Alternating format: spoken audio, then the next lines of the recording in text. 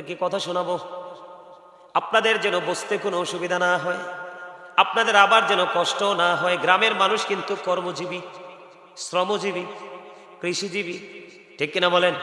এগুলো কিন্তু আমাদের মাথায় রেখে কাজ করতে হবে। আমাদের দেশের একটা ট্রেডিশন হলো বন্ধু, রাত 3টা পর্যন্ত হতে হবে, 2টা পর্যন্ত হতে হবে, 1টা পর্যন্ত হতে হবে, এখান থেকে বাড়িয়ে আসতে হবে আমাদেরকে। দিন দিন মানুষ উইক হয়ে আসছে, দিন দিন মানুষ দুর্বল হয়ে আসছে, কাজের প্রতি মানুষের আগ্রহ বাড়াতে হচ্ছে। দিন যত যাচ্ছে মানুষের জীবন মান ততটাই চ্যালেঞ্জিং হয়ে যাচ্ছে। এই জন্য আপনাকে আমাকে প্রোগ্রামগুলোকে সাজানোর সময় ডিজাইনেবল করতে হবে। সকালে ফজরের যেন ক্ষতি না হয়, সকালবেলা কৃষকের কাজের যেন ক্ষতি হয়, উনি একজন টিচার, ওনার টিচিংয়ের জন্য যেন কোনো অসুবিধা না হয়, সব কিছু মিলিয়ে আলোচনা করতে হবে এবং পরিবেশটাতে এমনভাবে চিন্তা করতে হবে যেন আমার গ্রামের তৃণমূল পর্যায়ের মানুষ থেকে একবারে অনারেবল পার্সন পর্যন্ত সবাই যেন এই প্রোগ্রামে আসতে পারে, বসতে পারে, তাদের কারুর যেন কোনো অসুবিধা না হয়। আমি আপনাদেরকে বলি বন্ধু, এই জন্য আমাদেরকে একটু চিন্তা করতে হবে। রাত কিন্তু বেশি হয় নাই, বেশি বেশি মাত্র উঠলাম, আলোচনাটা একটু গোছানোর দরকার আসেনি? আপনারা শুনতে রাজি আসেননি? আল্লাহ রাব্বুল আলামিন বলতেছে, ওয়া'বুদুল্লাহ, তোমরা আল্লাহর ইবাদত করো, ওয়ালা তুশরিকু বিহি শাইয়্যা,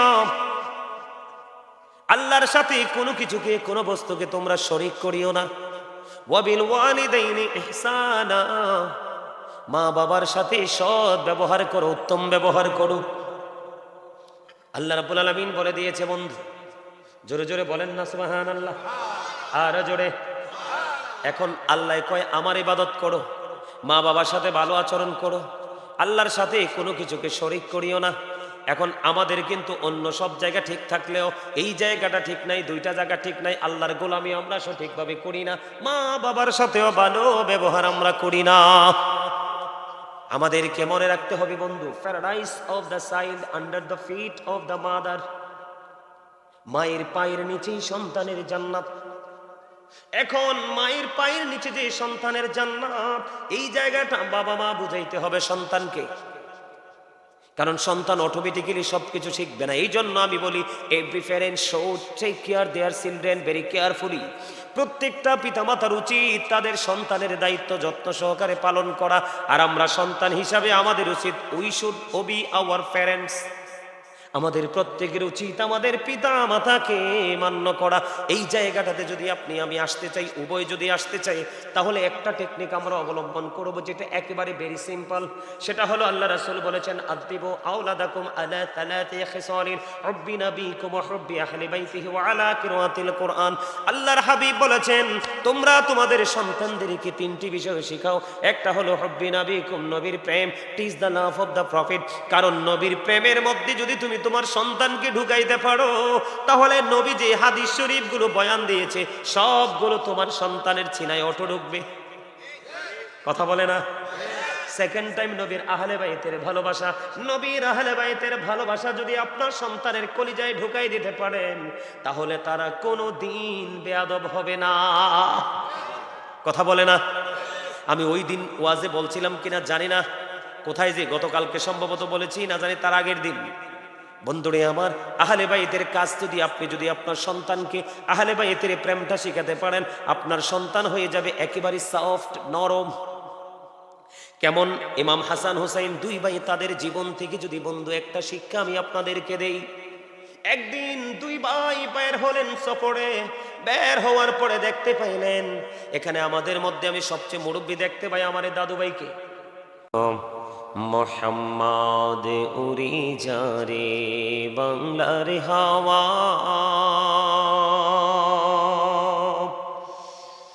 যাওরে সোনার মদিনা, উড়ি যারে রাতের হাওয়া, যারে সোনার মদিনা, এই মজলিসের সালাম খানি পৌঁছে দিও নবীজির পাখের আওয়াজ।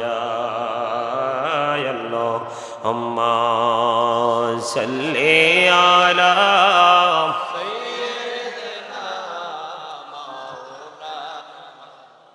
محمد وعلى آل سيدنا مولانا محمد আশিকি হইয়া পড়ো দুরূদ মশক তোমার মদিনায় আশিকি হইয়া পড়িলি দুরূদ যাইবা সোনার মদিনায় আল্লাহুম্মা সাল্লি আলা মুহাম্মাদে মুহাম্মদ ওয়া আলা আলি সাইয়্যিদিনা মাওলানা মুহাম্মদ নবীর প্রেম ছেড়ে মানুষ ও তোমরা কোথায় আছো বুঝি না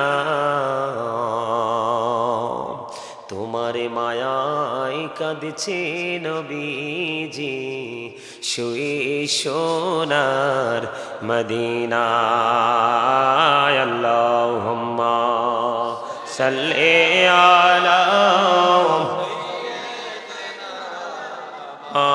مولانا محمد وعلى آل سيدنا مولانا মোহাম্মদ ছেলে মাকে ভুলতে পারে মা তো ছেলেকে ভুলে না বিপদের কান্ডারি গুলো বিজি তুমি আমাদেরকে ভুলো না আল্লাহুম্মা সাল্লি আলা মাওলানা মুহাম্মদ ওয়া আলা আলি সাইয়্যিদিনা مولانا محمد لا إله إلا الله لا إله إلا الله لا إله لا إله إلا الله لا إله ইল্লাল্লাহ হায়রে কত সুন্দর মদিনা কেমনে যাব জানি না হায়রে কত সুন্দর মদিনা কেমনে যাব জানি না হায়রে দয়া করো দয়াল আল্লাহ দয়া করো নসিব করো মদিনা লা ইলাহা ইল্লাল্লাহ লা ইলাহা হায়রে নামাজে রোজা ছাইরো না মা বাবাকে ভুইলো না হায়রে নামাজে রোজা ছাইরো না মা বাবাকে ভুইলো না হায়রে জান্নাতে বাসি হইতে চাইলে জান্নাতে বাসি হইতে চাইলে প্রাণ ভরে করো সাধনা লা ইলাহা ইল্লাল্লাহ লা ইলাহা লা ইলাহা ইল্লাল্লাহ মুহাম্মাদুর রাসূলুল্লাহ সাল্লাল্লাহু আলাইহি ওয়াসাল্লাম আল্লাহ আল্লাহ আল্লাহ আল্লাহ আল্লাহ আল্লাহ আল্লাহ আল্লাহ আল্লাহ আল্লাহ মহব্বতে আল্লাহ আল্লাহ আল্লাহ আল্লাহ আল্লাহ আল্লাহ আপন করে নাও গো দয়াল করিও না পর তোমার প্রেমের আলোয় আলোয় ভরে তোমার প্রেমের আলোয় ভরে দাও গো মনের ঘর দাও আল্লাহ আল্লাহ আল্লাহ আল্লাহ আল্লাহ আল্লাহ আল্লাহ আল্লাহ আল্লাহ আল্লাহ পাগল পাড়া মনটা শুধু খুঁজে দিবানিশি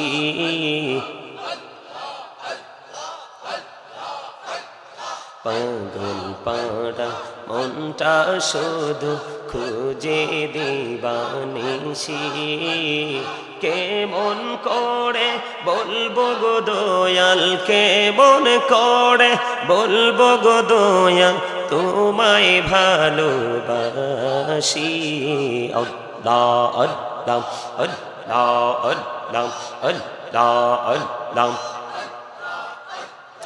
আপন করে নাও গো দয়াল করিও না পর তোমার প্রেমের আলোয় ভরে তোমার প্রেমের আলোয় ভরে দাও গো মনের ঘর আল্লাহ আল্লাহ আল্লাহ আল্লাহ এই নামেতে এত মধু এই নামেতে এত মধু জাহানিনি তো আগের দয়াল জাহানিনি তো আগে যতই জপি নামটি তোমার যতই জপি নামটি তোমার তহু তুই মধুর লাগে রে দয়াল তহু তুই মধুর লাগে আল্লাহ আল্লাহ আল্লাহ আল্লাহ আল্লাহ আল্লাহ আল্লাহ জীবন বুড়িয়া করুসির গোনা জীবন বুড়িয়া করুসির গোনা ক্ষমা করে দাও রে দয়াল ক্ষমা করে দাও রে গোনা গলে ক্ষমা করিয়া গোনা গলে ক্ষমা করিয়া কবুল করে নাও রে দয়াল কবুল করে নাও আল্লাহ আল্লাহ লা ইলাহা ইল্লাল্লাহ মুহাম্মাদুর রাসূলুল্লাহ সাল্লাল্লাহু আলাইহি ওয়াসাল্লাম। উপস্থিত সম্মানিত ওলামাই কেরাম, হুফাজে কেরাম, আমন্ত্রিত অতিথিবৃন্দ, দাড়ি পাকা আমার মুরব্বী বাবারা, যুবক ভাইয়েরা, পর্দার অন্তরালে রয়েছেন আমার মা বোনেরা, বিশেষ করে আজকে দনেশ্বর ভুইয়াবাড়ি যুব সমাজের উদ্যোগে মহাপবিত্র ঈদে মিলাদুন্নবী সাল্লাল্লাহু আলাইহি সাল্লাম উদযাপিত হয়েছে।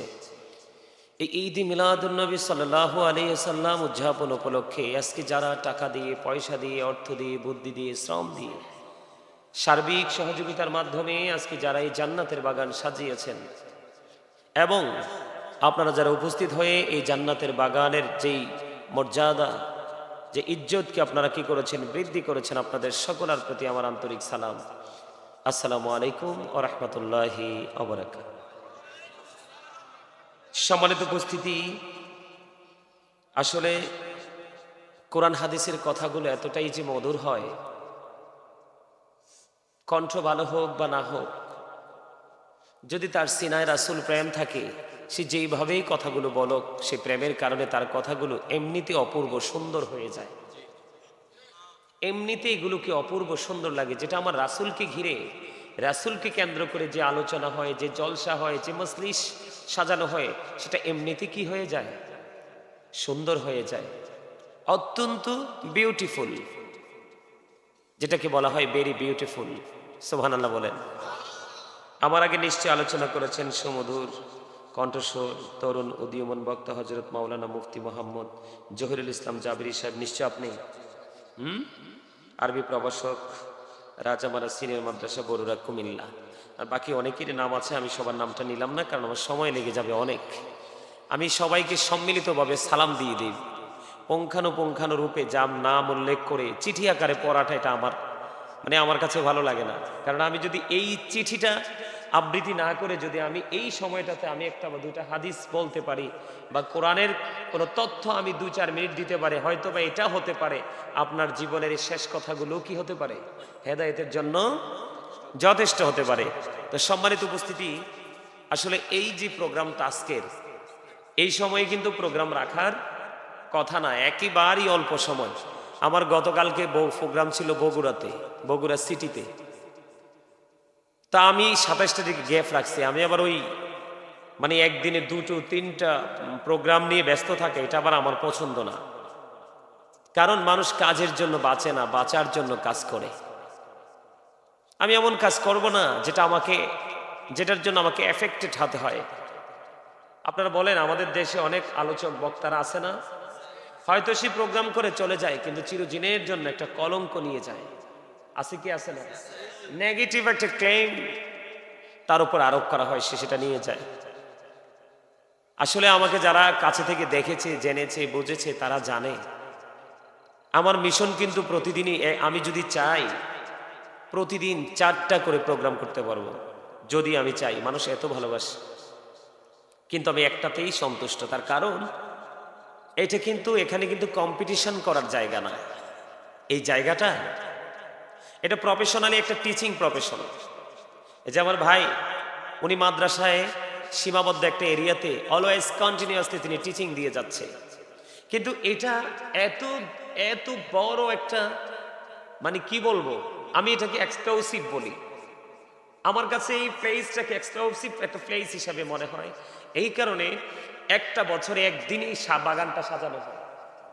এটাতে যে এই প্রোগ্রামটার কারণে সামাজিক পারিবারিক যে একটা বন্ধন তৈরি হয়, এটাই হচ্ছে সুন্নাহর আলো। সুবহানাল্লাহ বলেন না? আমি কিন্তু একটা সেন্টেন্সকে বারবার কিন্তু আমি রিপ্লাই করতে চাই না। তোমরা ইয়াং ম্যান যারা এখানে বসেছো, তোমাদেরকে কিন্তু জান্নাতের বাগানের মেহমান বলে মনে হয় না। মনে হয়েছে তুমি দাদার ক্ষেতের মরিচ উঠাইতে আসছো। তো যেহেতু তোমার কন্ডিশনটা এইরকম, তোমার বডির যে কন্ডিশনটা যেহেতু এইরকম, তুমি যদি এসে বুঝতে না পারো যে মিস হয়ে গেছে, আমার পোশাকটা আসলে এমন হওয়া উচিত ছিল না, একটু মাধুর্য থাকা দরকার ছিল, এই জিনিসটা যদি তুমি এখানে আসার পরেও যদি ফিল করতে পারো, আমি তখনও তোমাকে বিবেকবান হিসাবে গ্রহণ করব।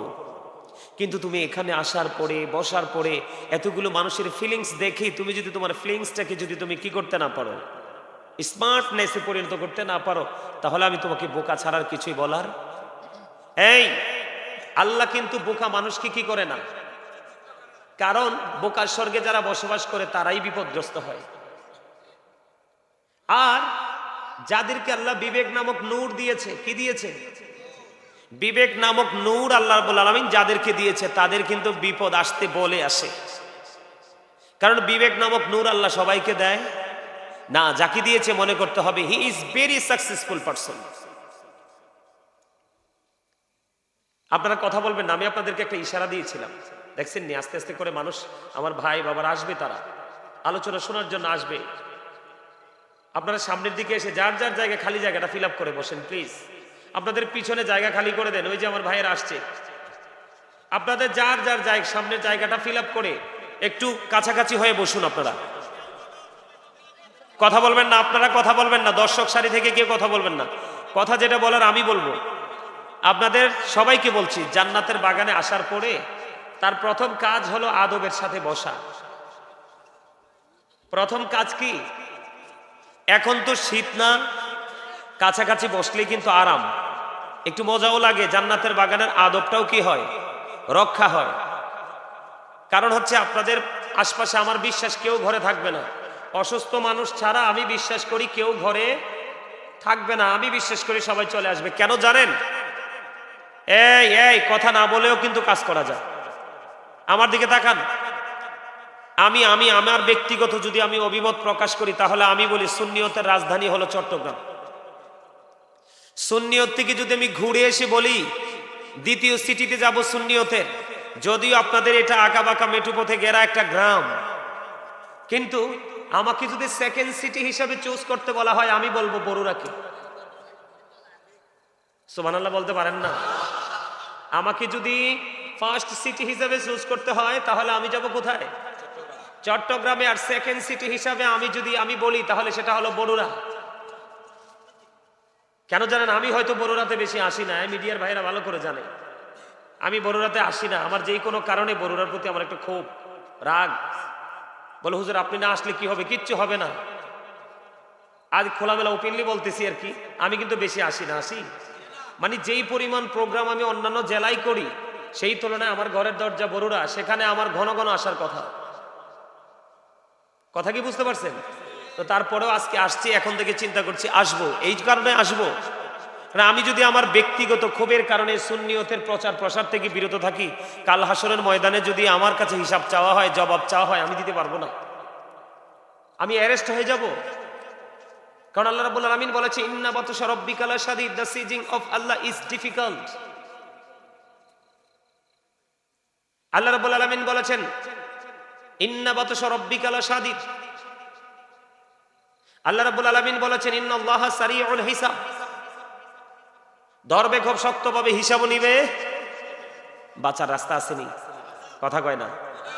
আল্লাহর ধরা খুব শক্ত ধরা, এত শক্ত কোনোভাবে ছোটা যাবে না। আর হিসাবটা এমন চুকি চুকি নিবে, আপনি আমি চাইলেও এড়িয়ে যেতে পারবো না। আমি আপনাদেরকে বলি, আজকে এই দনেশ্বর গ্রামের মানুষগুলোকে বলি, যারা ইচ্ছে করে আজকে মাহফিলে আসেননি, আপনাকে কিন্তু জবাবদিহিতার আওতায় আসতে হবে।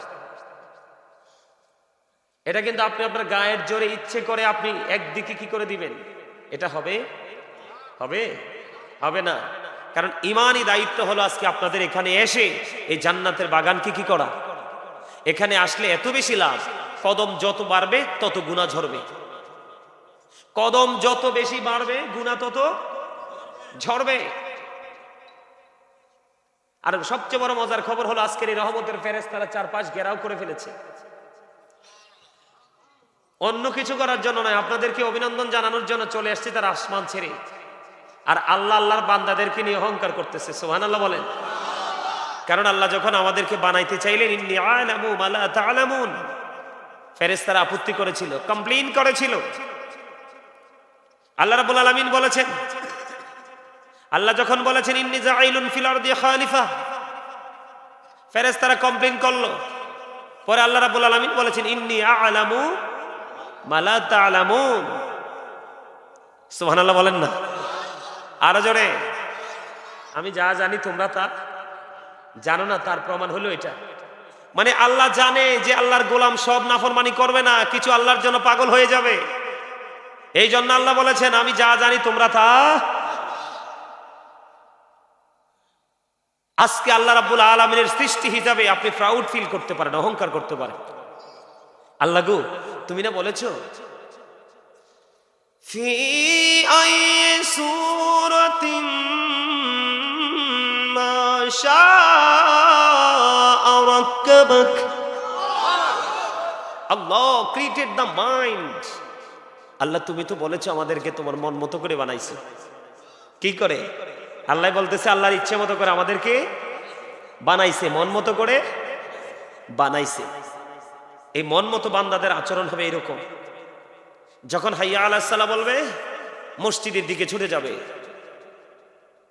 যখন নারায়ে তাকবীরের ধ্বনি দিবে, নারায়ে রিসালাতের ধ্বনি দিবে, কোন কারণে সেই ধ্বনি কি হয়েছে, উচ্চারিত হয়েছে, সেটা মুমিন তালাশ করবে। কি বলেন? খুঁজে খুঁজে মুমিন সেই নারায়ে রিসালাতের ধ্বনির সুশীতল ছায়াতলে চলে আসবে। কুমিল্লার মধ্যে সুন্নিয়তের প্রোগ্রাম বরুড়ার মতো আমার মনে হয় না আর কোথাও হয়। বরুড়ার একটা ঐতিহ্য আছে, এটা আপনাদের গর্ব করার কথা। আমরা যারা আলোচক আছি, আমরা কাল হাসরের দিন সাক্ষী দিব আল্লাহর দরবারে। কেউ ভাই হুজুরদের সাক্ষী লাগবে না? তারা লাগবে তো। কে কোন ক্যাটাগরিতে, কে কোন সিস্টেমে, কে কোন আলেমকে, আপনাদের মধ্যে একটা কম্পিটিশন আমি দেখেছি। এই বছর একজন সুপারস্টারকে আমরা ইনভাইট করেছি, সেকেন্ড সুপারস্টার কে আমরা এখনই চুজ করে ফেলছি। এই যে একটা হৃদয়ের যে নিংড়ানো ভালোবাসা, এটা তো মরবে না। এই ভালোবাসা আপনাকে কোথায় নিয়ে যাবে জানেন? সর্বোচ্চ সুখের জায়গা, যেটা কোনো চোখ দেখেনি, যেটা কখনো কোনো কান যেটার আওয়াজ শোনেনি, কল্পনাও করা যায় না। যে জায়গাটার চাবুক পরিমাণ জায়গা পৃথিবী এবং পৃথিবীর চাইতে সব কিছুর চাইতে উত্তম, যেটাকে ইংলিশে বলা হয় প্যারাডাইস, গার্ডেন। আমরা যদি আল্লাহর কোরআনের ভাষায় বলি জান্নাত, বাংলা ভাষায় যদি বলি বাগান, কি একটা উদ্যান। আল্লাহ আপনাদেরকে বলে দিয়েছে, কি চমৎকার মেসেজ দেখেন। আমি বলি 100% এটা আপনাদের জন্য গুড নিউজ। আল্লাহ বলেছেন, join with my dear people, come to my paradise. সুবহানাল্লাহ বলেন না? আল্লাহ বলেছেন, join with my dear people, come to my paradise, ফাদখুলি ফি ইবাদি ওয়াদখুলি জান্নাতি। বলে কে? আরো কত মজার খবর। আল্লাহ বলে, তোমার যার জন্য প্যারাডাইস ইয়ে হয়ে যাবে, বাজেট হয়ে যাবে, কি হয়ে যাবে? যার জন্য বরাদ্দ হয়ে যাবে জান্নাত। আল্লাহ বলে, তোমার জন্য স্পেসিফিক ভাবে আমি একটি স্পেশাল রিসেপশনের ব্যবস্থা তো আছেই বটে। এটা রাসূল বলে গিয়েছেন, আল হাসান ওয়াল হুসাইন সাইয়্যিদা শাবাবি আহলিল জান্নাহ। ইমাম Hasan and Husain are the leader of younger people in জান্নাহ। রাসূল বলেছেন, ইমাম হাসান হুসাইন জান্নাতে। তোমাদের মতো যুবক যারা আজকে এসেছো, টুপি নাই সেটা আল্লাহ দেখবে না, পাঞ্জাবি নাই সেটা আল্লাহ দেখবে না, দেখবে তোমার কলিজায় প্রেম কতটুকু আছে। যুবকদের জন্য জান্নাতি রিসেপশনে দাঁড়িয়ে থাকবে ইমাম হাসান হুসাইন, দুই ভাই। আর তোমাদের আপ্যায়নের জন্য, তোমাদের সার্ভিসিং এর জন্য যথেষ্ট ফেরেশতা মোতায়েন থাকবে। এর মধ্যে সবচেয়ে স্পেসিফিক যে নিয়ামত সেটা হলো, আল্লাহ বলেছেন, ইনদা রাব্বিহিম ইউযাকুন, দে রিসিভ ফুড ফ্রম আল্লাহ। আল্লাহর প্রিয় যারা হয়ে যাবে, হক্কানি আলেমদের সাথে যুক্ত যারা হবে, আল্লাহকে তাদের ঠিকানা জান্নাত। এইটার সাথে আমি আরেকটা হাদিস যদি অ্যাড করি, ভাই প্লিজ ডোন্ট ডিস্টার্ব মি, এনে কোনো কথা কইবেন না। কথা কইলে আস্তেই করে বাইরে যেয়ে কথাটা কইয়া চাটা খাইয়া তারপর আবার আসবেন। এটা একবার কি থাকতে হবে? সাইলেন্ট মোড থাকতে হবে। এটা হবে জান্নাতের বাগানের সর্বোচ্চ আদব। যার সিনায় আদব নাই তার সফলতা নাই। যার সিনায় ধৈর্য নাই সে কখনো কি হয় না, সফল হতে পারে না। আল্লাহর হাবিব বলেছেন, যেই ব্যক্তি কুস্তি খেলায় বিজয়ী হয়েছে সে শক্তিশালী নয়, ধৈর্যের পরীক্ষায় যে বিজয়ী হয়েছে সে হলো সবচেয়ে বেশি শক্তিশালী। আওয়াজ তুলে বলেন সুবহানাল্লাহ। আমার কাছে অসাধারণ উপস্থিতি কত এসেছে সেটা দেখার বিষয় না। এই যে আপনাদের মধ্যে যে আলাদা এক্সট্রা একটা ফিলিংস চলে এসেছে, যে সাইলেন্ট মোড, একদম ঠান্ডা, এটা হলো প্রকৃত জান্নাতের সিস্টেম। এটা হলো প্রকৃত জান্নাতের নমুনা। আমি আপনাদেরকে বলি, শুধু এখানেই ক্ষান্ত নয়, আমার বিষয়টা এদিকে না, আমাকে একটা মূল বিষয় দেওয়া হয়েছে। ওই বিষয়টার কাছে যাওয়ার জন্য আপনাদেরকে, আমি কিন্তু আজকে কুমিল্লা থেকে রওনা দিয়েছি যখন, আগে আমি সিটিটা ক্রস করতে হয়েছে, সিটি ক্রস করে বিশ্ব রোডে আসতে হয়েছে। বিশ্ব রোডে আসার পরে আমাকে কোটবাড়ি বিশ্ব রোডটাকে খুঁজে বের করতে হয়েছে। ওখান থেকে বড়ুরা লোকেশন দিয়েছি, বড়ুরা বাজার, বাজার থেকে তারপরে আপনার এই ধনেশ্বরে আসবো, সেই লোকেশনটা আমি পেয়েছি। ঠিক আমার আলোচনার ধারাটা, আমার যারা আলোচনা শুনে তারা জানে আমি কখনো ঘড়ির দিকে তাকাই আলোচনা করি না, কারণ আমি জানি আজকের এই পৃথিবীতে যতটুকু সময় এখানে দিব, এই সময় আমার জন্য দাঁড়িয়ে থাকবে ওপারে। আমি আমার ফিউচারকে ব্রাইটনেস করার জন্য আমি প্রতিদিন একটা প্রোগ্রাম করি, দুইটা না করি, দুইটা করি না যে তা না, একেবারে প্রেসারে পড়ে গেলে দুইটা করি, বিপদ, যেটা আমার জন্য মুসিবত মনে হয়। এই কারণে মুসিবত মনে হয়, কারণ আমি দুজনের একজনকেও কিন্তু কি করতে পারবো না, সন্তুষ্ট করতে পারবো না।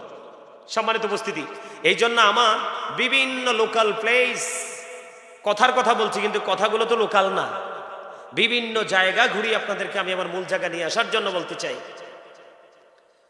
বন্ধুরে আমার, আমার নবী, আপনার নবী, দু জাহানের বাদশা নবী, ইমামুল মুরসালিন নবী, রাহমাতাল লিল আলামিন নবী গো, যিনি নবীদের নবী।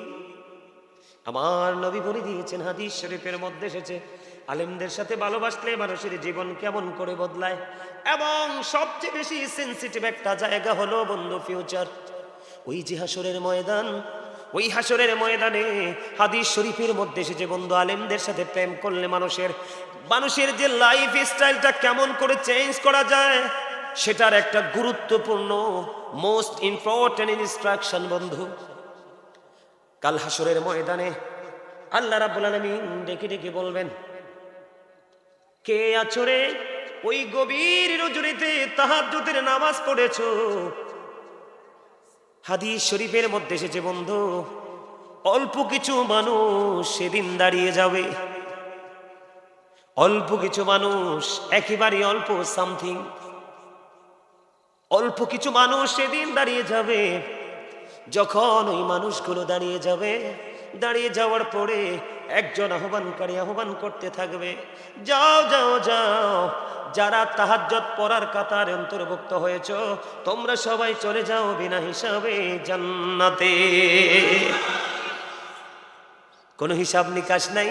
হাদিস শরীফের মধ্যে এসেছে বন্ধু, তাহাজ্জুদ পড়নেওয়ালা ব্যক্তি তারা বিনা হিসাবে চলে যাবে জান্নাতে, আর বাকি তারা প্রস্তুত হবে হিসাবের জন্য।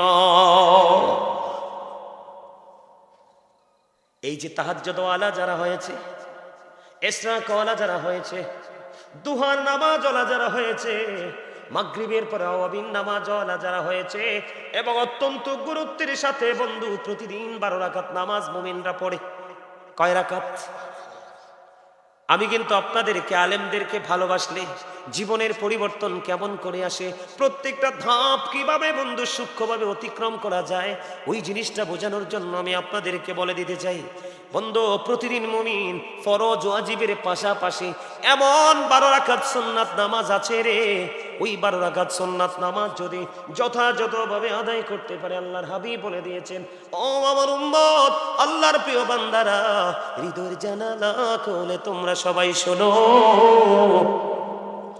আল্লাহর হাবিব জানিয়ে দিয়েছেন বন্ধু, আল্লাহ রাব্বুল আলামিন ওই 12 রাকাত নামাজ পড়নেওয়ালা বান্দার জন্য আল্লাহ রাব্বুল আলামিন নিজেই তিনি জান্নাত তৈরি করে রেখেছে। জান্নাতের মধ্যে স্পেশাল ভাবে ঘর তৈরি করা আছে। এই নামাজগুলো কি আমি আপনাদেরকে বলি বন্ধু, এই নামাজ জোহরের নামাজের মধ্যে আছে 6 রাকাত, জোহরের ফরজের আগে 4 রাকাত সুন্নাত, ফরজের পরে আছে 2 রাকাত সুন্নাত, মাগরিবের নামাজের ফরজের পরে আছে 2 রাকাত সুন্নাত, কত হলো? 8 রাকাত। এশারের নামাজের পরে জামাত 4 রাকাত, ফরজের পরে আছে 2 রাকাত, আর ফজরের আগের যে 2 রাকাত, এই 12 রাকাত নামাজ। জোরে জোরে সুবহানাল্লাহ। যে ব্যক্তি মনোযোগ সহকারে অত্যন্ত ধৈর্যের সাথে আদবের সাথে এই সুন্নাত নামাজগুলো পড়বে, ওই ব্যক্তির জন্য আল্লাহ রাব্বুল আলামিন জান্নাতে নিজে ঘর বানাবে। ওই আল্লাহর প্রিয় বান্দাদের জন্য সুন্নাতের মর্যাদা আছে না নাই? কি বুঝতে পারলেন? এখন কিন্তু আপনার আমার মাঝে সুন্নাত নামাজ পড়ার মানুষ খুবই কম, আছে না নাই? আরো জোরে বলেন। বন্ধুরে আমার, এই কারণে বললাম, এই শিক্ষাগুলো আমরা অর্জন করি কার থেকে? আলেমদের থেকে। কার থেকে? আলেমদের থেকে আমরা শিক্ষাগুলো অর্জন করি। এই শিক্ষার পাশাপাশি আপনি আলেমদেরকে যদি সত্যিকার অর্থে ভালোবাসেন, তাহলে আপনাকে একটা কাজ করতে হবে। সেই কাজটা হলো, আপনার আমার সমাজের মধ্যে কিন্তু একটা দূষণীয় কাজ বিকট আকারে বৃদ্ধি পেয়েছে, জানেন কি জানেন না? এটা কোনটা বলবো নি? বাবা মার সাথে দুর্ব্যবহার, আছে না নাই? আপনাদের এই ধনেশ্বরে আসেনি? বরিরা ধনেশ্বর গ্রামে আসেনি? আছে বন্ধু। আমি আজকে আপনাদেরকে বলবো, আমরা আলেমদেরকে ভালোবাসি ঠিক, সৌদও খাই ঠিক, আলেমদেরকে ভালোবাসি ঠিক, পরের হক নষ্ট করি ঠিক, আলেমদেরকে ভালোবাসি ঠিক, মিথ্যা বলাও ঠিক, আলেমদেরকে ভালোবাসাও ঠিক, সুদ খাওয়াও ঠিক, ঘুষ খাওয়াও ঠিক।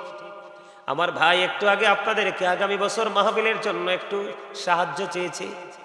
উনি যেই পরিমাণ ভাবে, যে সুন্দর করে আপনাদেরকে চেয়েছে, আপনারা কিন্তু সেই পরিমাণে দিতে পারেননি। কিন্তু আলেমদেরকে ভালোবাসেন। উনি কিন্তু বলেনি যে আপনি বাড়ি বিক্রি করে দেন, সন্তানের হক নষ্ট করে দেন, আপনার ক্ষতি করে দেন। তিনি কিন্তু এটা বলে না, যেই দানের মধ্যে আপনার জন্য ইহসান আছে সেটাই দেন। কথা বলেন না? আমরা ভালোবাসি ঠিকই, কিন্তু ভালোবাসার বাস্তবতা কিন্তু আমাদের মাঝে দেখতে পাই না। এর মধ্যে সবচেয়ে বড় জঘন্য এবং নোংরা, সবচেয়ে ঘৃণিত, সবচেয়ে নিকৃষ্ট একটা কাজ হলো পিতা মাতার কলিজায় বন্ধু আগুন দেওয়া। আল্লাহ রাব্বুল আলামিন বলেছেন, ওয়া'বুদুল্লাহ ওয়া লা তুশরিকু বিহি শাইয়্যান ওয়া বিল ওয়ালিদাইনি ইহসানা। জোরে জোরে বলেন আল্লাহু আকবার। আল্লাহ রাব্বুল আলামিন বলে দিয়েছে, গভীর খেয়াল করবেন, এই কথা বলবেন না কিন্তু। আমি আলোচনা লম্বা করব না, একেবারে চমক চমক কিছু আপনাদেরকে কথা শোনাবো, আপনাদের যেন বুঝতে কোনো অসুবিধা না হয়, আপনাদের আবার যেন কষ্ট না হয়। গ্রামের মানুষ কিন্তু কর্মজীবী, শ্রমজীবী, কৃষিজীবী, ঠিক কিনা বলেন? এগুলো কিন্তু আমাদের মাথায় রেখে কাজ করতে হবে। আমাদের দেশের একটা ট্রেডিশন হলো বন্ধু, রাত 3টা পর্যন্ত হতে হবে, 2টা পর্যন্ত হতে হবে, 1টা পর্যন্ত হতে হবে, এখান থেকে বাড়িয়ে আসতে হবে আমাদেরকে।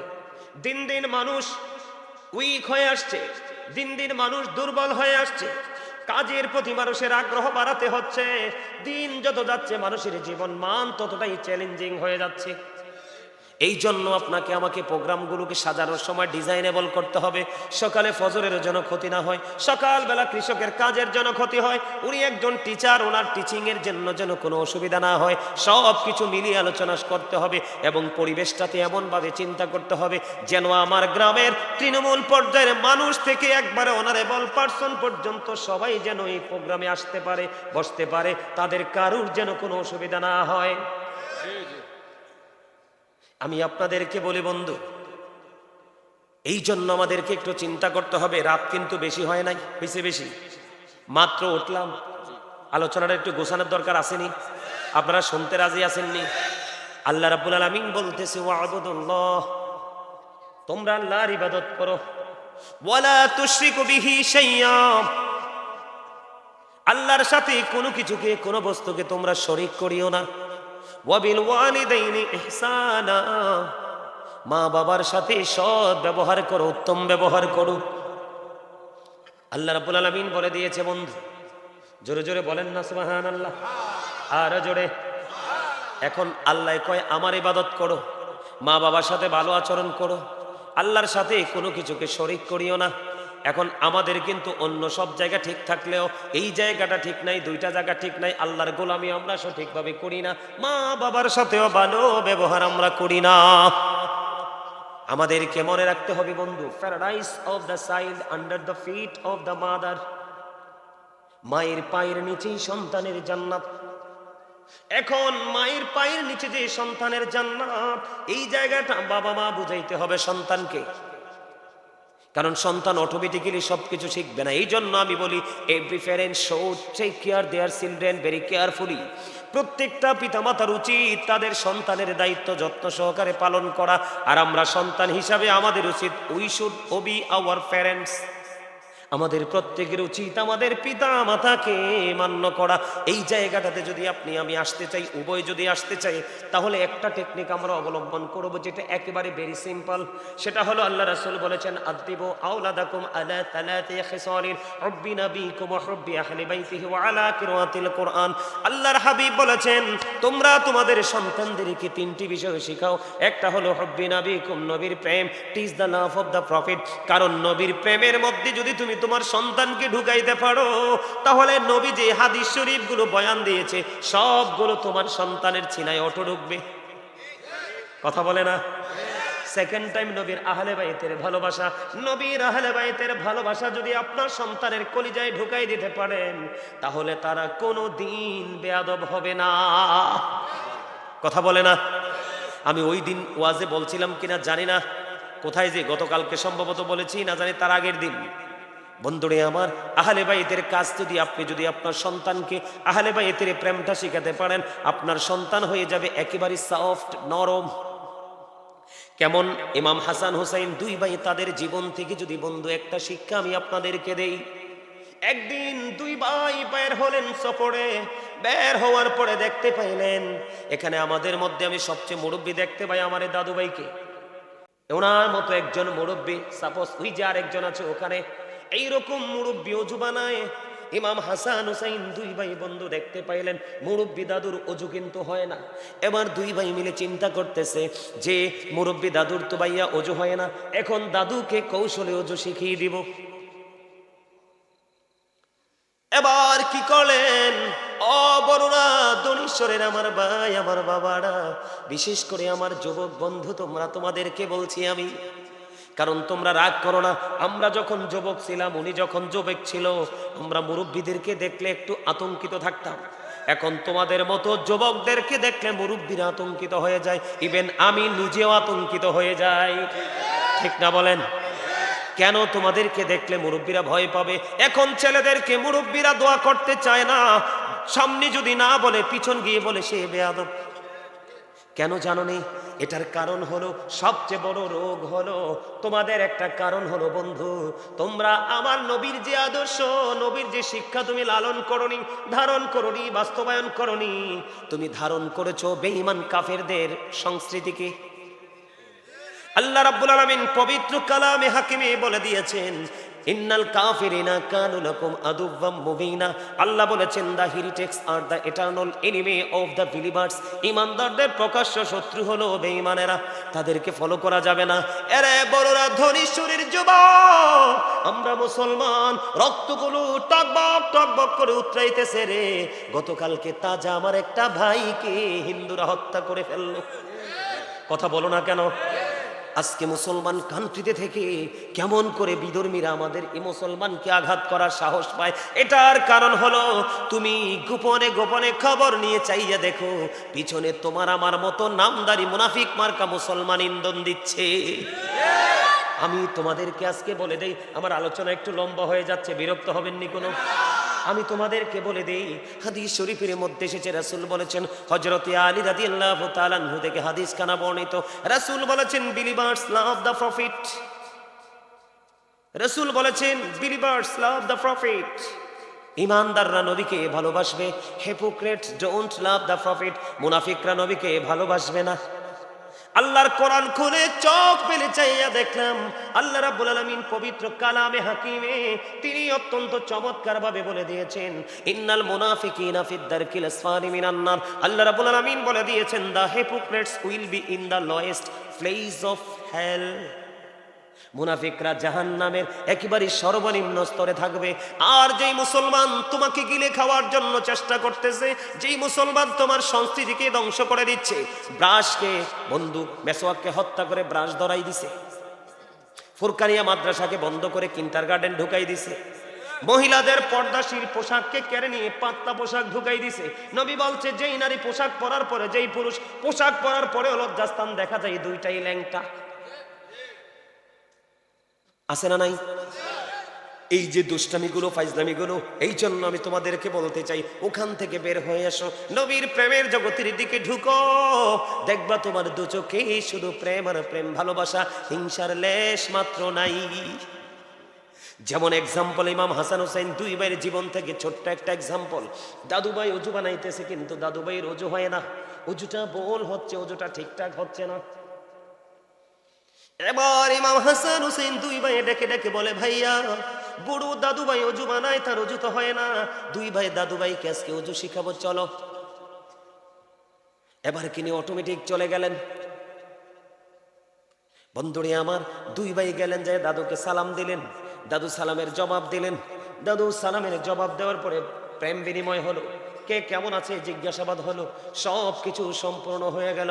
হওয়ার পরে আবার ইমাম হাসান হুসাইন দুই ভাই একটা ডাক দিয়ে বললেন, দাদু, দাদু গো, আজকে আপনাকে একটা ফয়সালা দিতে হবে গো দাদু, একটা বিচার আজকে আপনাকে করতে হবে। কি গো দাদু, আমি তো মুরব্বী মানুষ, দাদু আপনি পারবেন ফয়সালা দিতে? দাদু, দাদু গো, আমরা দুই ভাই মিলে অজু বানাবো, আপনি শুধু বলবেন আমরা দুই ভাইয়ের অজুর মধ্যে কার অজু বেশি সুন্দর।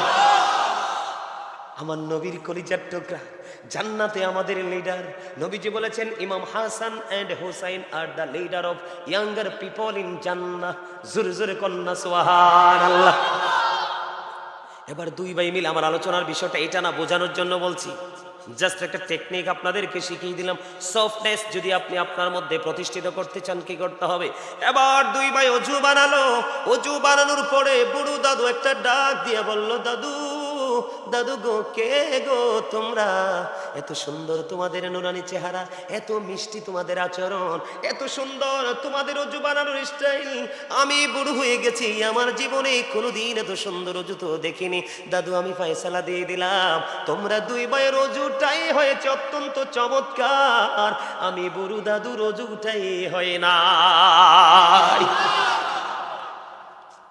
আর আমাদের এখনকার ছেলেরা যদি দেখতো নেগেটিভ কোনো কিছু, কইসাও বুইরা হইয়া গেছে না, কাজই করতে জানে না, কথা বলে না। যদিও ভাষাটা মিডিয়ার সামনে এভাবে বলাটা উচিত হয়নি, না বলেও তো উপায় নাই, এরকম ভাবে কমেন্টস করি না আমরা। কিন্তু যদি আমাদের মধ্যে ওই যে নবীজি বলেছেন অহব্বি আহলে বাইতিহি, টিচ ফ্যামিলি লাভ, নবীর পরিবারের ভালোবাসা শেখাও। এরপরে বলেছেন ওয়া আলা কিরাআতিল কোরআন, the holy Quran, learn to recite the holy Quran. রাসূল জানিয়ে দিয়েছে তোমরা তোমাদের সন্তানদেরকে কোরআন শিখাও, কোরআন বোঝাও।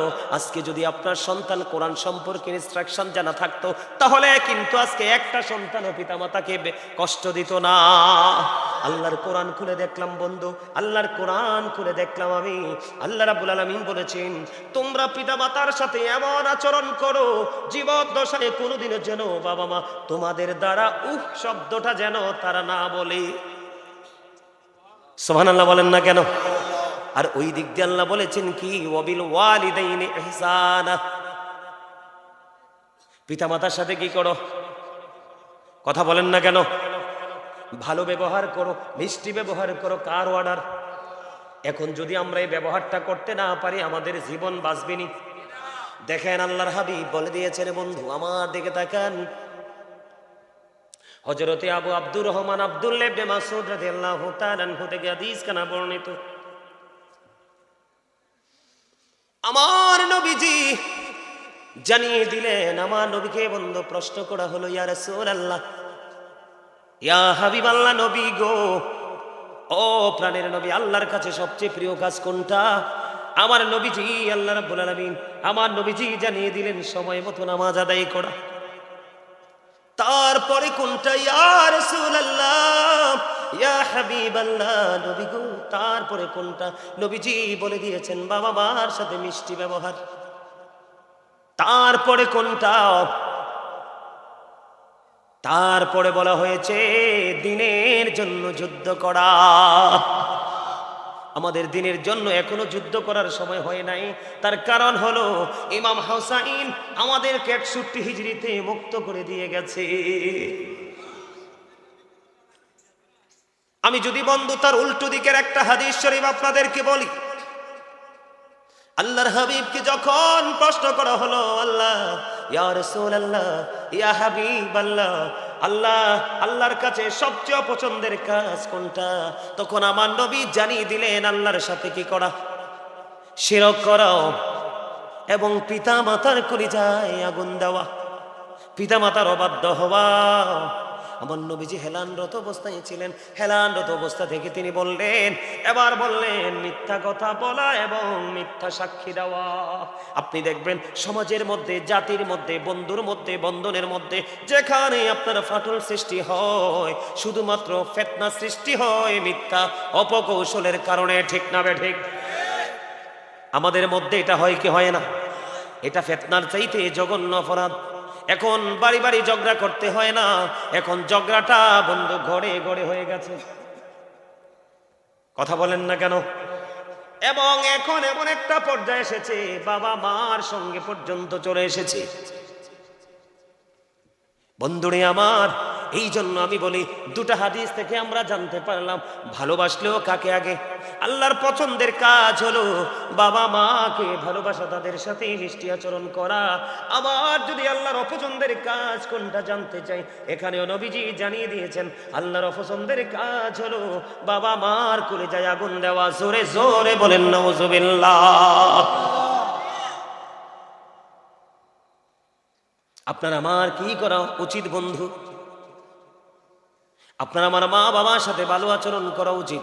নবীজি হাদিস শরীফ বর্ণনা করেছেন, হযরত আবু হুরায়রা রাদিয়াল্লাহু তাআলা আনহু থেকে হাদিস কানা বর্ণিত, আপনার আমার প্রাণের নবী, দু জাহানের বাদশা নবী, রাহমাতাল লিল আলামিন নবী, তিনি বলে দিয়েছেন, হতভাগা সে, হতভাগা সে, হতভাগা সে। ইয়া রাসূলুল্লাহ, কে গো সেই হতভাগা? ইয়া রাসূলুল্লাহ, আমার নবীজি জানিয়ে দিয়েছেন, বাবা মা উভয় বেঁচে আছে অথবা একজন বেঁচে আছে। এই একজন অথবা দুইজনকে পাইল, পাওয়ার পরেও যদি সন্তান বাবা মাকে ভালোবেসে আদর করে সম্মান দিয়ে মর্যাদা দিয়ে যদি জান্নাতি হতে না পারে, আল্লাহর প্রিয় হতে না পারে, আল্লাহর দিদার প্রাপ্ত বান্দাদের অন্তর্ভুক্ত হতে না পারে, তাহলে তার মতো হতভাগার কেউ হতে পারে না। আমাদের অনেকের বাবা মা দুজনই আছে। আমার নিজের একবারে কাছের মানুষ দেখছি, বিয়ের পরে বউ নিয়ে বন্ধ, বাবা নাই, মা আছে, ঘরে উপযুক্ত বোন আছে। বিয়ের পরে বিবির কথা অনুযায়ী মা বাবা মা ছেড়ে অনেক দূরে চলে এসেছে, মায়ের খবরও নেয় না। উপযুক্ত বোন আছে বন্ধু, যেই রকম ভাবে খবর নেওয়ার কথা সেই রকম নেয় না। আমার আশেপাশে আমি দেখেছি বন্ধু, মা অসুস্থ হয়ে আছে, চোখে দেখে না, হাঁটতে পারে না, সন্তান বিবি নিয়ে সন্তানদেরকে নিয়ে মন খোলাসা ভাবে চলাফেরা করছে, মাকে হাঁটায় না। ও বন্ধু, আমি আপনাদেরকে আজকে আলোচনা শোনাবো। আমি আপনাদেরকে বলতে চাই, এই পৃথিবীতে আসার মূল মাধ্যম হলো বাবা মা। যেই বাবা মার কারণে আমি দেখছি, আমি নিজে দেখেছি, নিজের কানে শুনেছি, মাকে একবার মা বলে ডাকে না, বাবাকে একবার বাবা বলে ডাকে না, আর শ্বশুরকে যে সুন্দর করে আব্বু বলে ডাক দেয়, আম্মু বলে ডাক দেয়। আমি তাদের ডাকের বিরোধিতা করছি না, শ্বশুর শাশুড়ি মুরব্বী তারাও সম্মান, তবে আগে তোমার বাবা মা পাবে সবচেয়ে বড় সম্মান। সবচেয়ে বেশি উচ্চ মর্যাদার হক কে? আমি আপনাদেরকে বলি, মন গড়া কথা বলার অভ্যাসটাই সিম্পল ভাবে বলে দিব বন্ধু। আপনার আমার প্রাণের নবীকে প্রশ্ন করা হলো, ইয়া রাসূলুল্লাহ, ইয়া হাবিবাল্লাহ, নবী গো, ও প্রাণের নবী, আমার কাছ থেকে সবচেয়ে মিষ্টি সবচেয়ে ভালো আচরণ পাওয়ার হক কার বেশি? আমার নবীজি বললেন, ক্বালা উম্মুকা, তোমার মা। প্রশ্ন করা হলো, ক্বালা সুম্মা মান, তারপরে কে ইয়া রাসূলুল্লাহ? আমার নবীজি বললেন, ক্বালা উম্মুকা, তোমার মা। আবার প্রশ্ন করা হলো, ক্বালা সুম্মা মান, তারপরে কে? আমার নবীজি আবারও বললেন, ক্বালা উম্মুকা, তোমার মা। আবার প্রশ্ন করা হলো, ক্বালা সুম্মা মান, তারপরে কে? আমার নবীজি এবার বললেন, ক্বালা আবুকা। তিনবার মায়ের কথা বলেছে, একবার বাবার কথা বলেছে। এর মানে এই জন্যই না যে বাবার সম্মান কমে গেছে।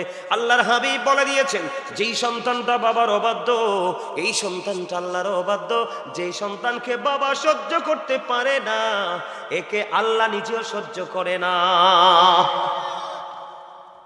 বাবা মার মর্যাদাটা আপনাকে আমাকে বন্ধু বুঝে নিতে হবে। আমার দিকে তাকান,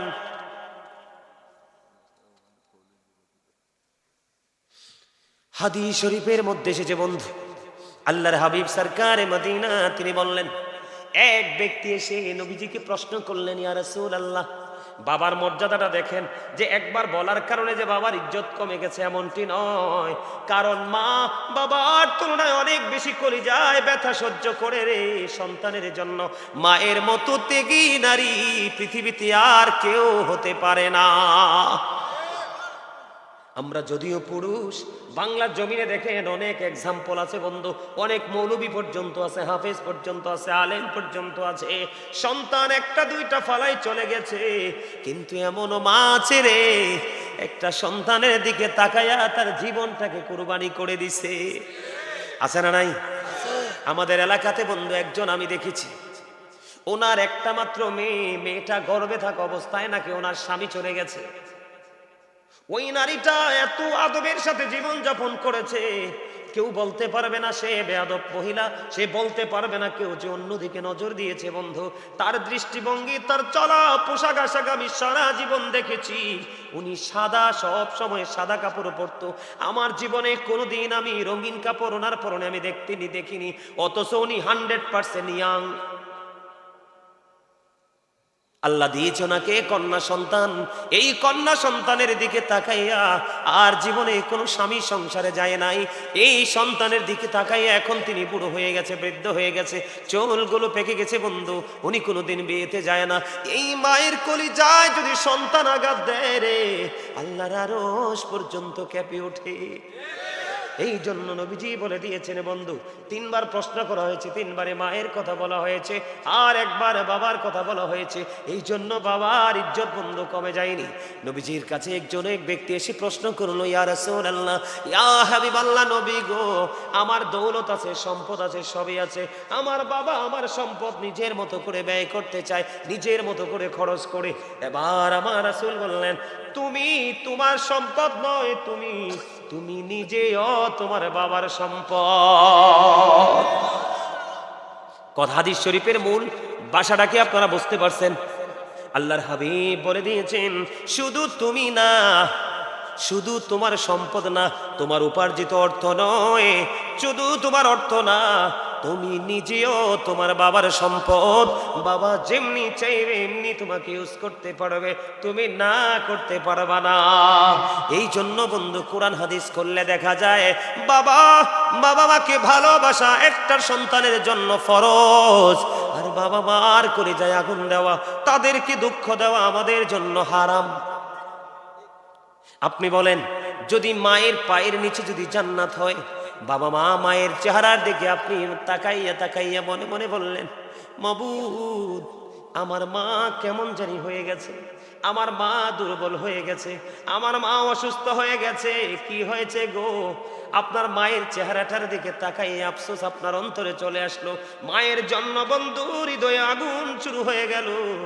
আল্লাহর হাবিব বলছেন, এই যে তোমার অন্তরে মায়ের প্রতি যে প্রীতি জন্ম হয়েছে, এটার বিনিময়ে তোমার আমলনামায় হজের সওয়াব দেওয়া হয়ে গেছে।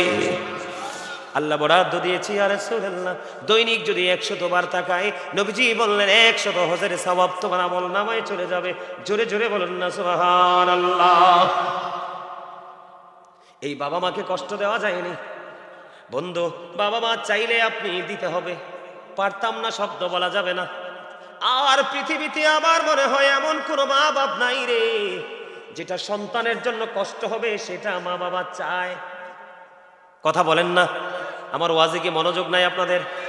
পৃথিবীতে এমন কোনো বাবা মা আসেনি সন্তানের জন্য এটা চাইলে কষ্ট হবে, এইটা কোনোদিন কোনো বাবা মা চায় না। বাবা মা চায় আমি দুঃখের মধ্যে থাকি বন্ধু। কিছুদিন আগে আমাদের বাড়ির পাশে, আজকে মনে 2 দিন বা 3 দিন, 2 দিন হবে, একজন স্কুলের একজন ম্যাডাম মৃত্যুবরণ করেছে। সকালবেলা রান্না করেছে, স্কুলে যাবে। কি আমি শুধু কথাটা আমি শুনছি, আমি প্র্যাকটিক্যালি শুনি নাই, মহিলাদের মুখ থেকে শুনছি বন্ধু। ম্যাডাম একদম ইয়াং, একটা ছেলে একটা মেয়ে, ছেলেটা ক্লাস 9-এ পড়ে। আমি শুনেছি আমার পরিবারে যারা ওই ম্যাডামকে দেখতে গিয়েছিলেন, ওনার মা বৃদ্ধ এখনো বেঁচে আছে রে। যদি উনি সরল মনে বলে ফেলেছে, কথাটা জানে না, উনি বলেছে, আজরাইল, আজরাইল রে, আমি বুড়ো হয়ে গেছি রে, আজরাইল তুমি কি আমায় নিতে পারলা না? আমার চোখের সামনে থেকে আমার এই মেয়েটাকে কেমন করে তুমি কেড়ে নিয়ে গেলা? জোরে জোরে বলেন না আল্লাহু আকবার, একবার বলেন না সুবহানাল্লাহ। মা নাকি চিৎকার করে বারবার বলছে, আজরাইল তুমি আমায় কেন নিলা না? আমাকে কি তুমি দেখতে পাইলা না রে আজরাইল? আমি কেমন করে সইব? আমার চোখের সামনে আমার সন্তানের লাশ। বন্ধু, পৃথিবীর বুকে ভারী যদি কোনো কিছু থাকে রে, এটা হলো মা বাবার কাঁধে সন্তানের লাশ। এর চেয়ে ভারী আর কোনো কিছু নাই পৃথিবীর বুকে, ঠিক কিনা বলেন? আমারও একটা ছোট ভাই মারা গেছে, সে রবিউল আওয়াল নাম ছিল বন্ধু তার। আমার মনে আছে রে, আমার ভাইটা যখন ইন্তেকাল করেছিল, আমার মা পুরো পাগল হয়ে গেছিল। আমার মা বলতো যে পৃথিবীর কোথায় গেলে আমার কলিজায় শান্তি মিলবে রে, আমি কোথাও গেলে আমি শান্তি খুঁজে পাই না। কোথায় গেলে শান্তি পাবো? এই শান্তি একমাত্র আল্লাহ ছাড়া কেউ দিতে পারবে না। আমি মা বাবার মন বুঝানোর জন্য বলেছি রে বন্ধু, মা যখন অসুস্থ হবে তুমি সেবার জন্য আগাই আসো। মায়ের পরনে বস্ত্র নাই, সুন্দর দেখে কিনে দাও।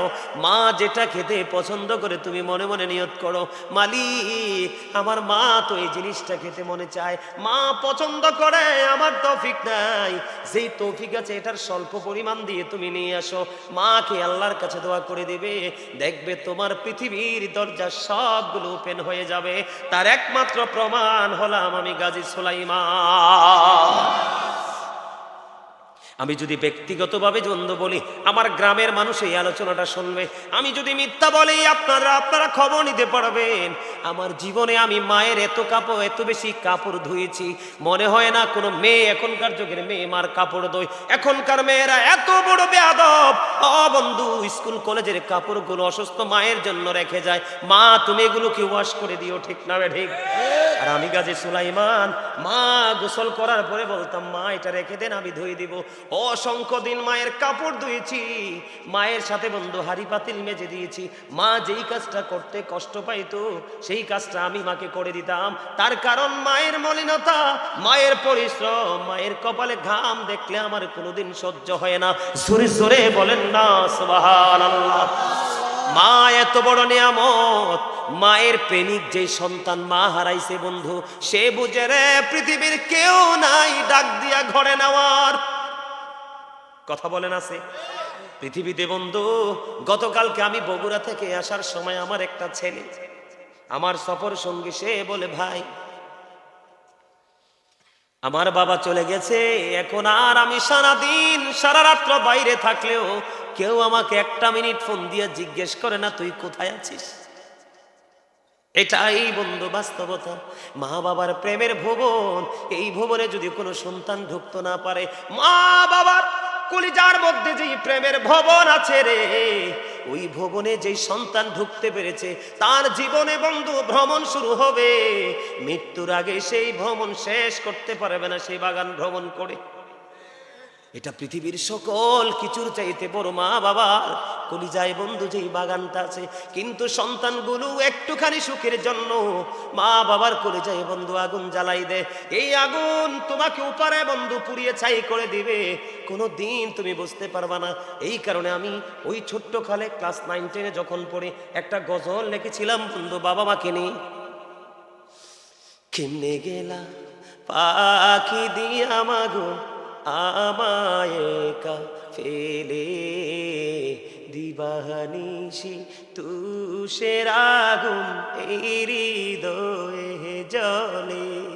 বলেন কেমনে গেলা পাখি দিয়া মাগো আমায় একা ফেলে, দিবানিশি তুষের আগুন এই হৃদয়ে জ্বলে।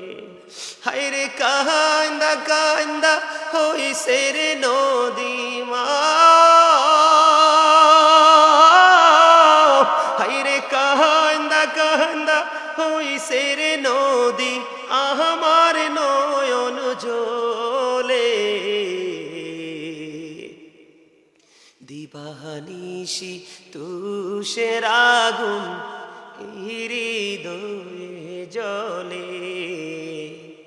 আদর করে নেইনি গো কেউ আমায় কুলে তুলে, কিছুদিন দর করিয়া যায় যে আবার ভুলে। ঠিক না বেঠি? সন্তানের জন্য চিরস্থায়ী কোল হলো বাবা মার কোল, এর বাইরে আর কোনো কোল নাই যে টেকসই আছে। কথা বলেন না কেন? আদর করে নেইনি গো কেউ আমায় কুলে তুলে, কিছুদিন দর করিয়া যায় যে আবার ভুলে। আমায় নাম দড়িয়া ডাকি দিয়া আর মা,